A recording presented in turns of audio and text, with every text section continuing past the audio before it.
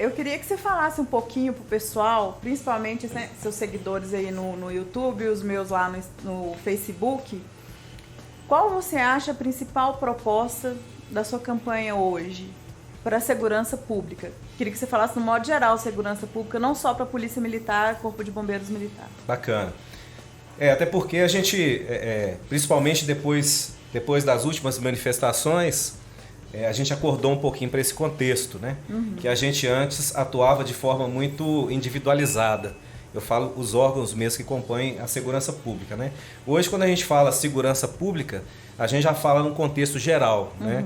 Porque a nossa categoria, principalmente da Polícia Militar, apesar de ser a instituição de segurança pública mais antiga do Estado, né? Com maior efetivo, ela vem abrindo campo, né, para as outras forças, né? A Constituição já previa, então os estados, os municípios foram se readequando, né, e colocando, como a gente gosta de dizer, cada um no seu quadrado, e eu acho isso ótimo, porque a nossa Polícia Militar, por natureza, por cultura, né, a gente vem com o hábito de abraçar todo o contexto de segurança pública, tentar resolver todos os conflitos, gerenciar todas as crises, e agora a gente percebe que com a ajuda, né, das nossas co-irmãs, aí a Polícia Penal, Bombeiro, Policiais Civis, Socioeducativo, né, e demais componentes aí da segurança pública, a gente consegue filtrar mais, né, e abrir esse espaço para que as outras categorias também ganhem essa expressividade.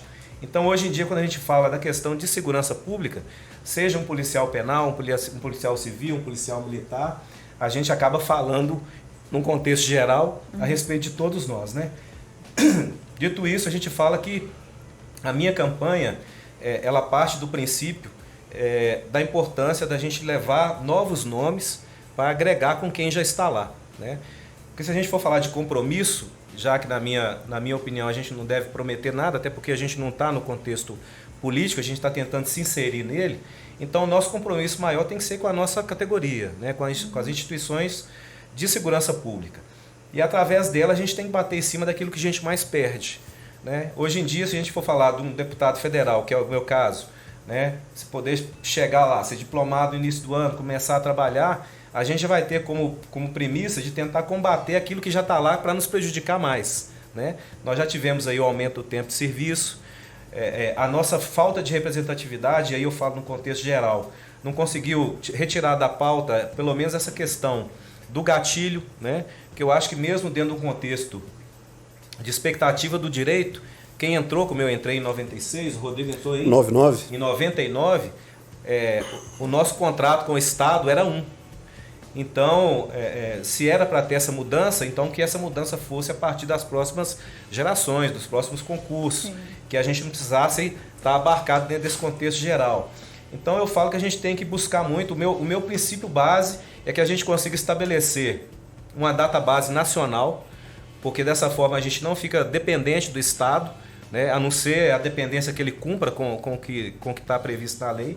Então uma database nacional em todo 1º de outubro, como prevê já a nossa Constituição estadual, para que a gente possa ter resposta às perdas inflacionárias dos 12 meses anteriores. No mínimo, né? No mínimo. Porque se a gente já tivesse isso, ou se isso estivesse sendo respeitado ao longo dos anos, esses 10,6% teriam um outro impacto dentro do nosso ganho real. Na realidade, nós não tivemos um ganho real com essa reposição. Nós começamos a desimpactar aquilo que já tinha sido destruído lá atrás, né? Que você acompanha junto com a gente, você sabe, a gente estava com mais de 40% de defasagem salarial ao longo aí dos últimos 6 anos, né? 4 anos do governo Pimentel e mais 2 anos desse governo, foi aonde a gente conseguiu buscar um pouco essa valorização. Então, a minha candidatura se baseia principalmente nisso, em reforçar as nossas bases de pauta dentro do Congresso Nacional, ou seja, reforçar o número de militares ou de profissionais da área de segurança pública aqui de Minas na Câmara Federal, para a gente poder coibir e inibir o máximo a perda de direito e as próximas que estão por vir.